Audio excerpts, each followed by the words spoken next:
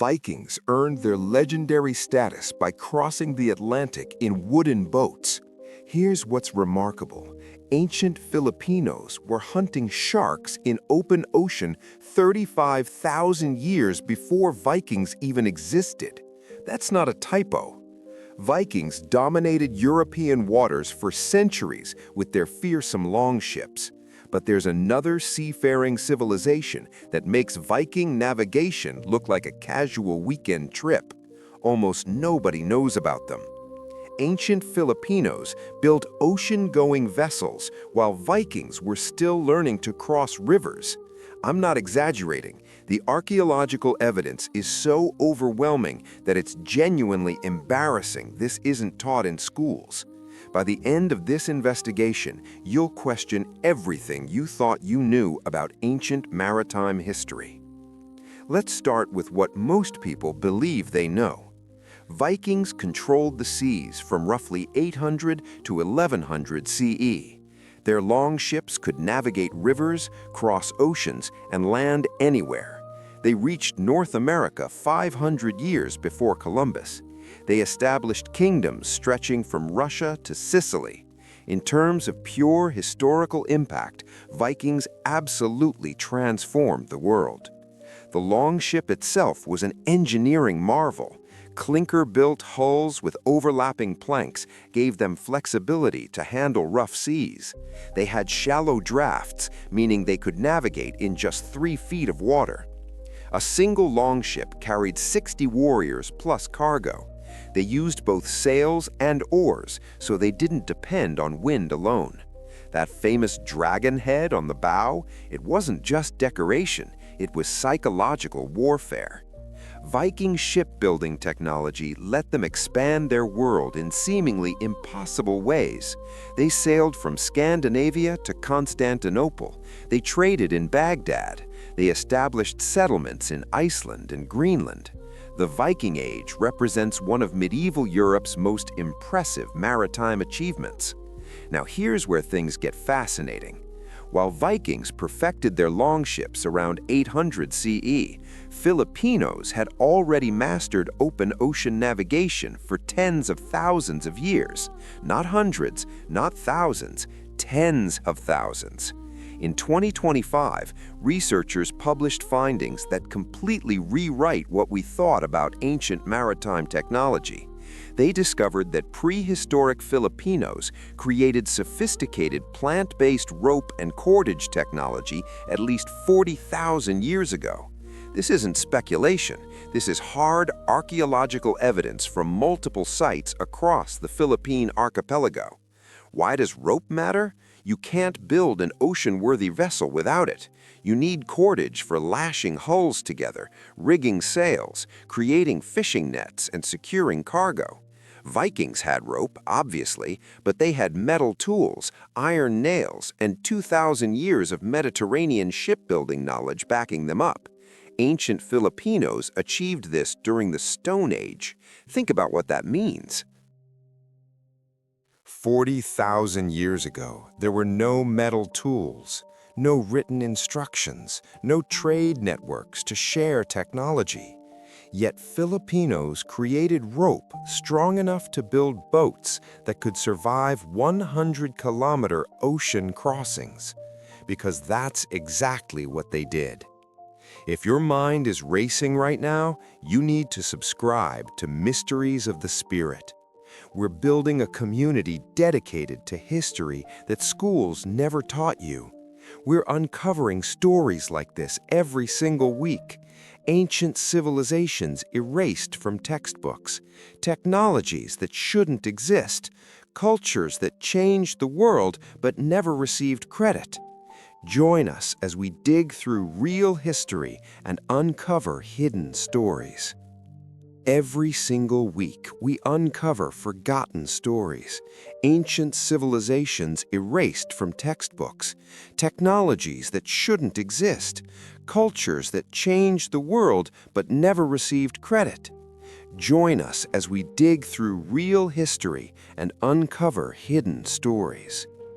Here's something crucial. The Philippine Islands were never connected by land bridges, not even during ice ages when sea levels dropped dramatically. The only way to travel between islands was across open ocean.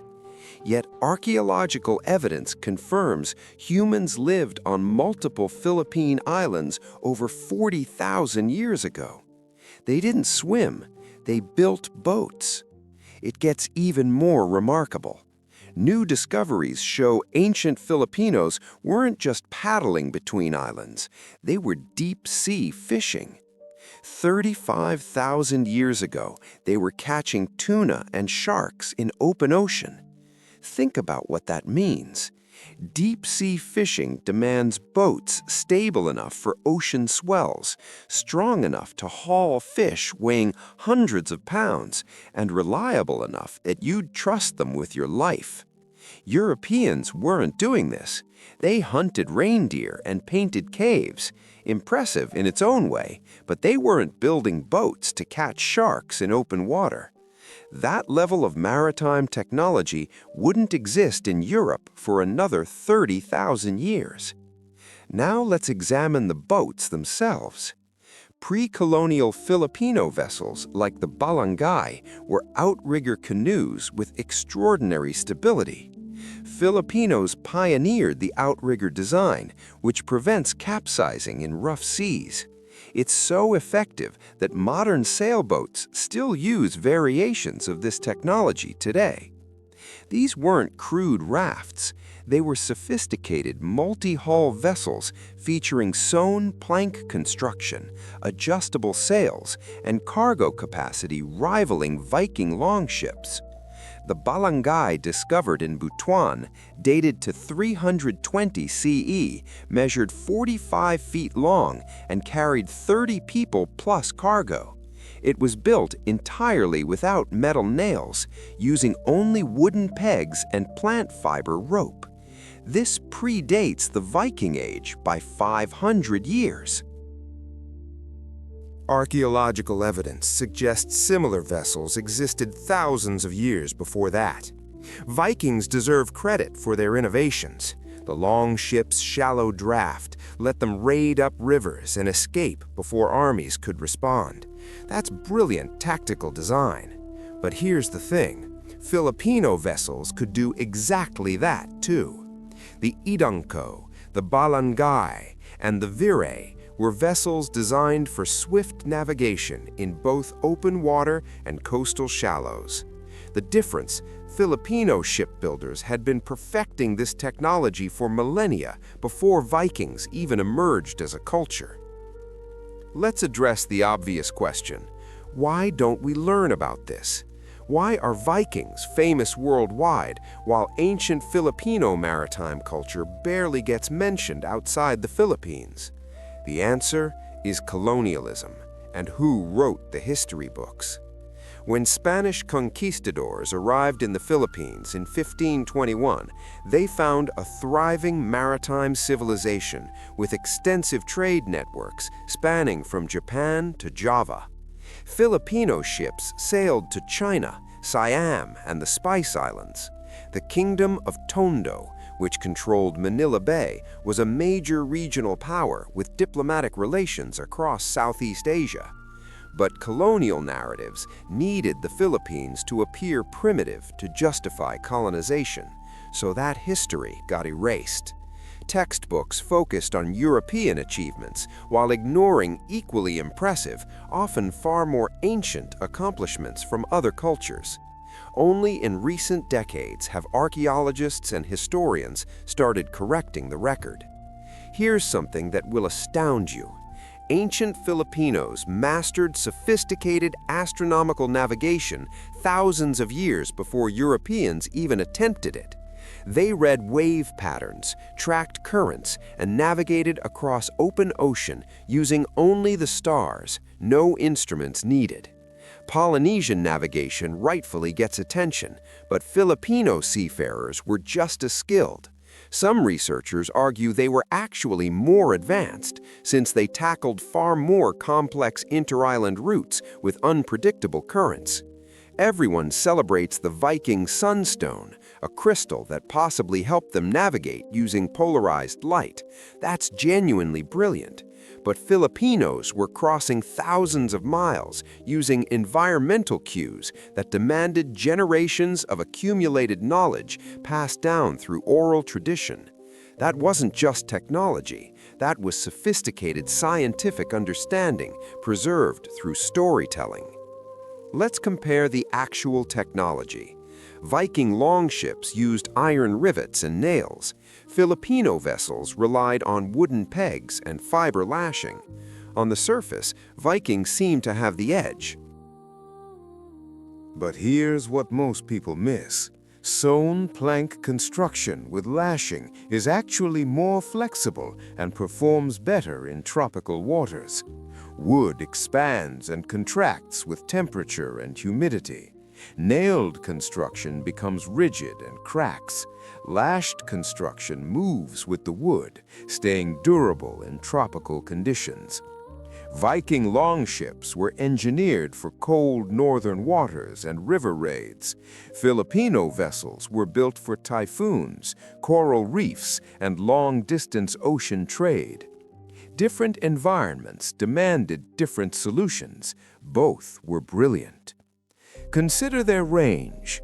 Vikings traveled from Norway to North America, roughly 4,000 kilometers. Incredible achievement. But Austronesian peoples, including Filipinos, spread from Southeast Asia to Madagascar and Easter Island, covering nearly half the globe. That's over 10,000 kilometers of open ocean navigation. The distances aren't even comparable. Here's something that truly challenges everything we think we know. When Ferdinand Magellan arrived in the Philippines in 1521, his fleet was falling apart. Months at sea had left their ships rotting. Crews were dying of scurvy. The vessels barely held together. The Filipino ships they encountered? Perfect condition, well supplied, healthy crews. The technological superiority everyone assumes Europeans possessed simply didn't exist. In fact, Magellan's translator and guide, Enrique of Malacca, deserves the real credit for circumnavigating the globe, not Magellan. Enrique was Southeast Asian, possibly Filipino, and had already traveled west from Asia to Europe on earlier expeditions. When they reached the Philippines, he was home. He'd sailed all the way around the world, yet history books credit Magellan's crew instead, even though Magellan died in the Philippines and Enrique arguably completed the journey first. Now consider shipbuilding speed. Viking longships could be built in a few months with a dedicated crew. Impressive. But Filipino shipbuilders constructed a Balangay in similar time frames using only stone tools and natural materials. No iron, no forges, just wood, fiber, and thousands of years of refined technique. The answer isn't even close. Filipinos were building ocean-going vessels 40,000 years ago. Vikings began around 800 CE. That's a 39,000-year head start. This isn't a competition, it's archaeological fact. The real question is why this matters at all. History isn't just about dates and battles, it's about understanding human innovation and giving credit where it belongs. Western-centric history has ignored or minimized achievements from other cultures for far too long. That's not just inaccurate, it's unfair to the billions of people whose ancestors accomplished extraordinary things.